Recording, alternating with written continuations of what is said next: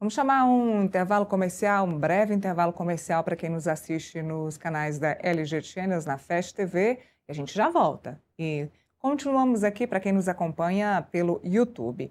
Vamos falar um pouquinho, Felipe, sobre a nossa conversa com o Yuri Sanches, que é o representante da Atlas Intel.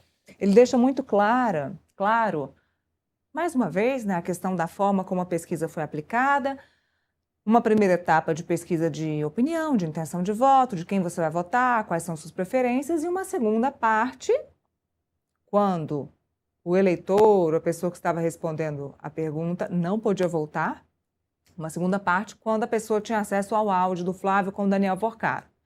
Aí sim, era uma outra parte, com uma outra metodologia que ele fala, VRC, uma metodologia própria da Atlas Intel, que é o que está sendo questionado hoje, que vai ser questionado hoje no plenário do TSE.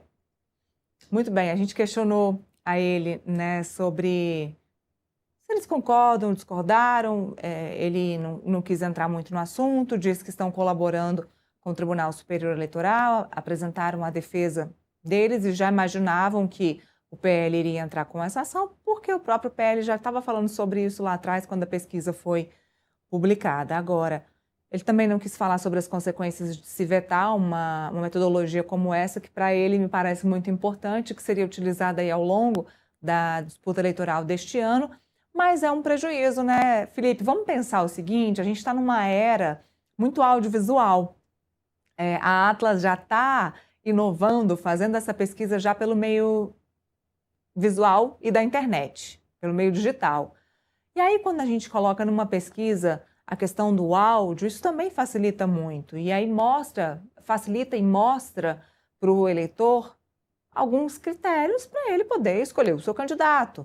Então, hoje, num mundo digital, audiovisual, quanto mais recursos audiovisuais o eleitor e a pessoa que está respondendo o questionário tiver, melhor. Para que esconder isso, né?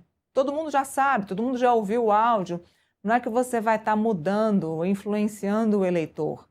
É uma pergunta sobre aquele áudio específico e, de fato, todo mundo quer saber quanto aquele áudio impactou na intenção dos votos. Principalmente aquele eleitor que é independente. Aquele eleitor independente que está em dúvida em quem vai votar, o áudio do Flávio impactou, mudou a sua decisão? Isso é muito importante para os dois caminhos. Veja bem, isso é importante até mesmo para o próprio Flávio Bolsonaro entender os caminhos dele daqui para frente. E é uma metodologia de pesquisa interessante para seguir sendo utilizada aí na corrida eleitoral de 2026. Veja bem, se o ministro e o TSE suspendem essa metodologia, na minha opinião, como você também já disse, vai ser um prejuízo para as pesquisas, principalmente nesse ano de 2026, né? Exatamente, Nila. Essa é a grande questão, né? O que a gente precisa é mais institutos de pesquisas privados com as metodologias próprias, né, criarem pesquisas consistentes. É isso que a gente precisa, né? E quando o TSE, por meio do Nunes Marques, uma decisão monocrática, decide e entra para falar que a metodologia é errada ou induz o eleitor a erro, né?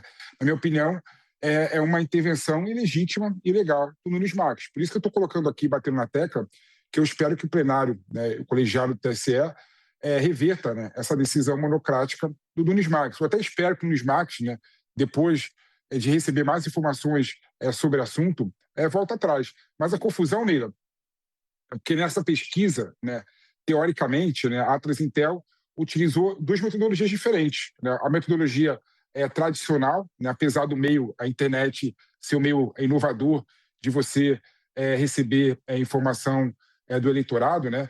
Mas a tradicional, que é a quantitativa, né, capta a opinião do eleitor em relação a determinado candidato, né? Tanto a pesquisa estimulada quanto a espontânea, né? A espontânea, ela pergunta por que você vai votar esse ano para presidente da República. O eleitor fala de cabeça o que ele vai votar, né? E a estimulada, o eleitor é apresentado uma lista de vários candidatos, né? Então, isso capta a quantidade de percentual de voto, né, estimado do universo amostral de um eleitor, né? Isso se encerrou no momento, né?